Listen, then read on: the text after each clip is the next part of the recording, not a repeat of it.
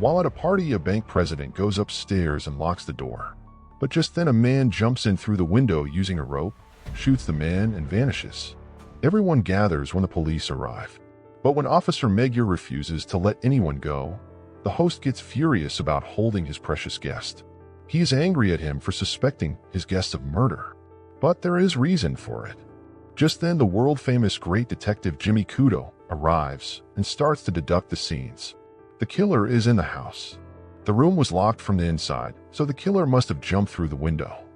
But there is no footprint outside and the room is 3 stories high. But how can anyone jump 10-meter gap windows? There is a narrow ledge through reducing the distance to 2 meters. But then how did he escape? Jumping back to a narrow ledge is impossible.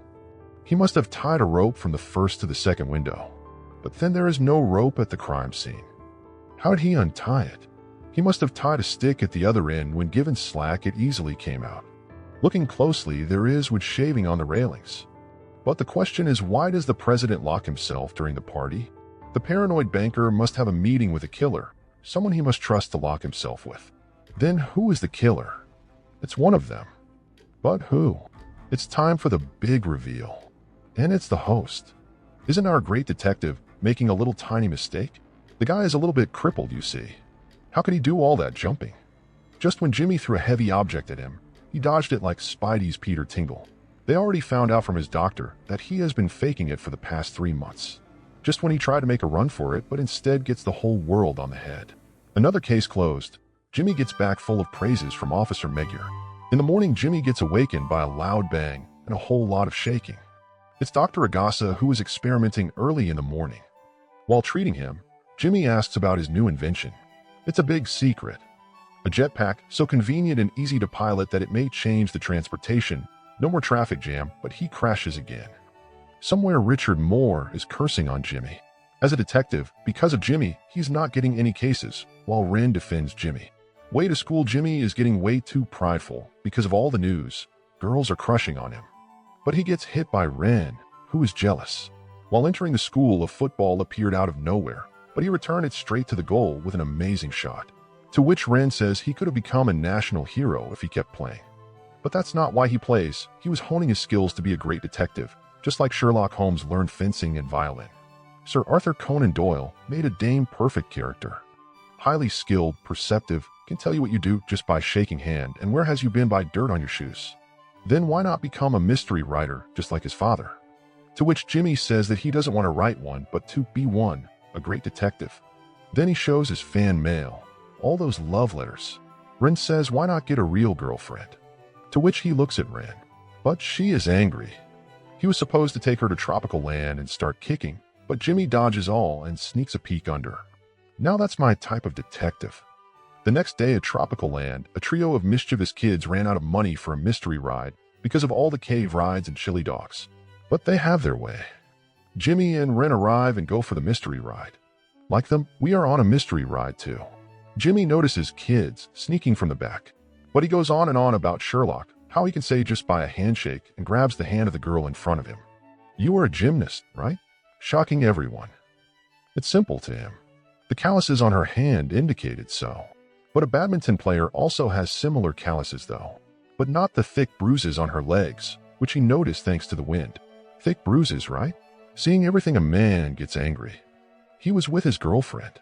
When Jimmy asks if they want to sit together, they don't want to be close to him when it's going to get dark, because he is with his girlfriend kissing. Seeing Jimmy starts hallucination.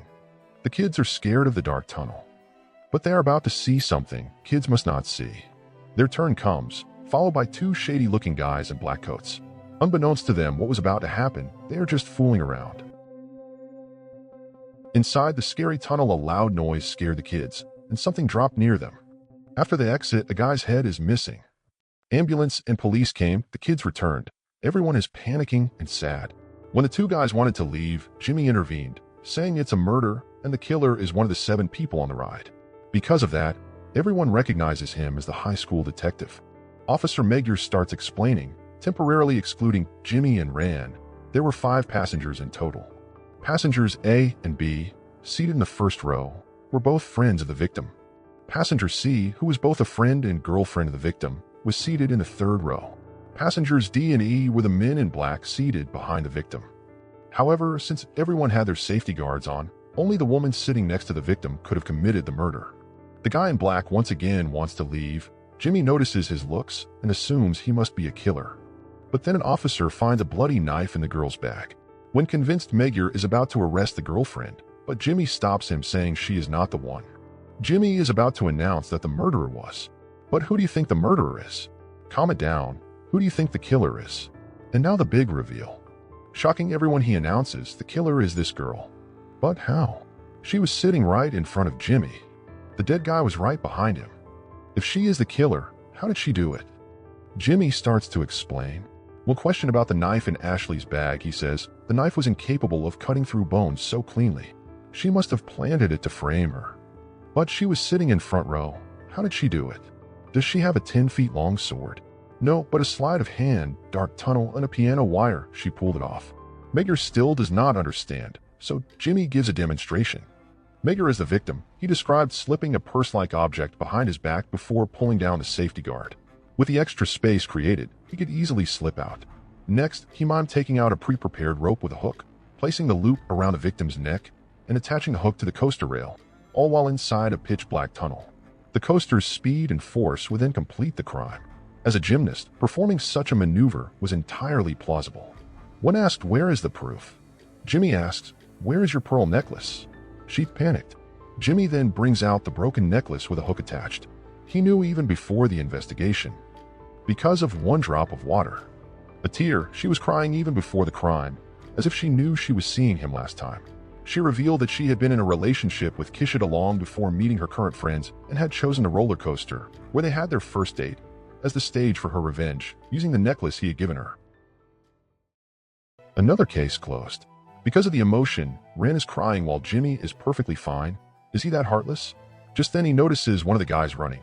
Thinking something must be happening, he follows. But trying to follow, Ren's shoe breaks, making her extremely anxious as if she is seeing Jimmy for the last time. At the back, a shady deal is happening while Jimmy sneaks. At least $1 million in a CD of a big company smuggling naughty things. It must be huge.